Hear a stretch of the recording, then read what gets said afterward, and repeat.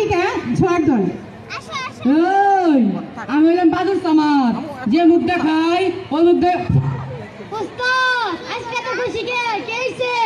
আরো একটা বুঝোস না, খুশি এমন নাকি পুলা কর হয়েছে, পুলারে বিয়া করিয়ে 20 লাখ টাকা যৌতুক আনুম, ওই টাকা দিয়ে আমি মেম্বার নির্বাচন করবো। আরে দাঁড়া, আগে তো তিরিং মিরিং করিস না, আমার পোলাটা কই? আব্বা এনে শুনো, তোমার হাতে কথা আছে। কি কও আব্বা? তোমার তো বিয়া দিবার চাই, কি কও?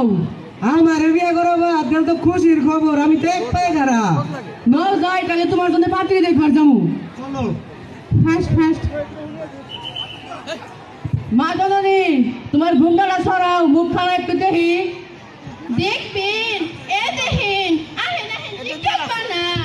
আরে আপা তোমার কি হইলো? আপা আরে আপা তোমার কি হইলো?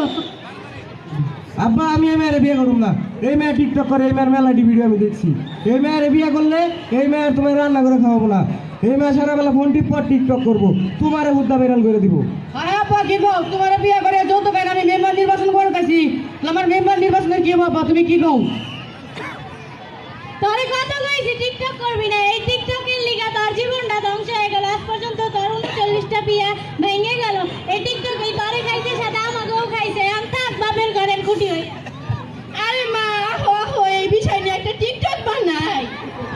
বিজয় দিবস আমাদের দায়িত্বশীল নাগরিক হওয়ার কথা মনে করিয়ে দেয়।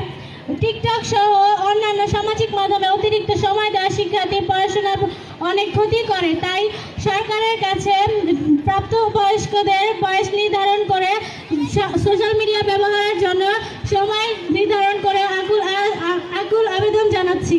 ধন্যবাদ। এবার